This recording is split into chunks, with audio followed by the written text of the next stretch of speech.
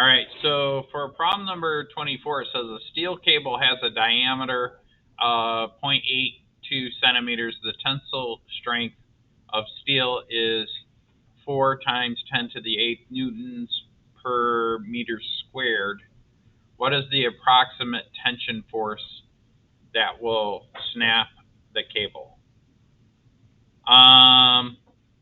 So this was also, it was a while ago, so I don't know if you remember that. So the relationship, the formula is the tension force that something can handle is sigma times the cross-sectional area, where sigma is the tensile strength. So this is tensile strength. And this is the Greek letter sigma, which is technically what our cursive S is based on. That's the cursive S, but you guys are used to seeing this. So it goes for strength. That's why they're trying to use it, tensile strength. I don't know if that's the actual reason, but that's what I tell kids. It helps them to remember strength. And then A is what we call the cross-sectional area.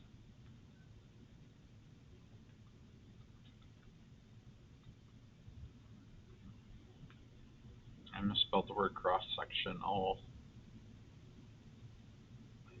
My brain works faster than my hands. Cross-sectional area.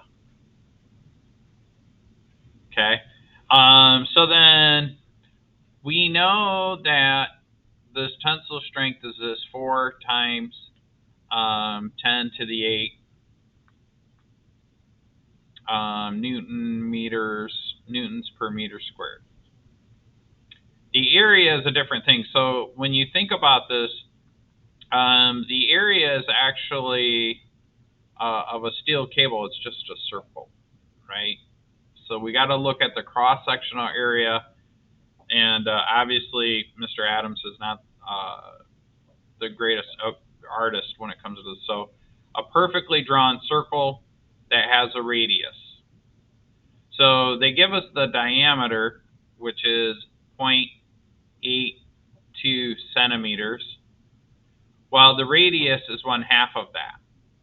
So it would be 0.41 centimeters, but we have to convert that to meters. So I've got to move the decimal 2 more spaces. So it's actually 0.00141 meters. Okay. And so then also the cross-sectional area of a circle, what is the formula for the area of a circle? Anybody know? I'll tell you the first part. Pi. What's the next part? Area of a circle. Anyone? Bueller? Yeah. Not pi squared, but r squared, right? So pi r squared. Woo! All right, so this has got to be plugged in for the area. So let's find the area first. So I'm going to say pi times 0.0041 squared. And I can do that on my handy dandy calculator. And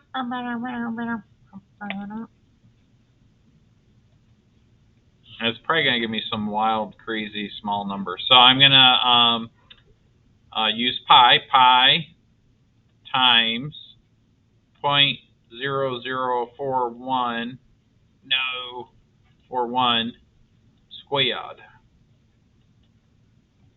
So that is and I don't know if you guys, it's 0.528 times 10 to the negative 5.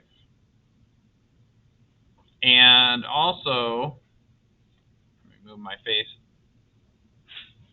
That's the area, so we're doing meters times meters, so this is actually meters squared. Okay? How did I don't know if you guys know this, but I like to go over it time and time again. When this says e to the negative 5, that's really the same as saying times 10 raised to the negative 5. So I just took the first couple of digits here, 528 times 10 to the negative 5. That's where all that information comes from, okay? All right, so let's plug and chug here. So then the actual tension force is equal to 4 times 10 to the 8th power newtons per meter squared times 5.8, running out of room, times 10 to the negative 5th times meters squared. Now the meter squared here and the meter squared cancel here. So I'm going to take this number that I have already stored in my calculator, and then I'm going to multiply it by the 4 times 10 to the 8th. If I could just get my stupid mouse to work. Where's it at? There it is.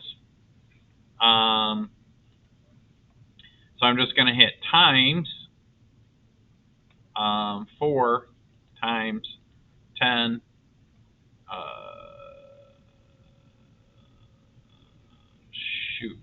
this button to the 8th. And I get some wild, crazy number. So now the textbook just uses 2 significant digits and rounds it to 21,000. So we got 21,124, but the textbook just goes, we'll call it 21,000. Call it good. Okay. Any questions on that one? Okay. Yeah, another question?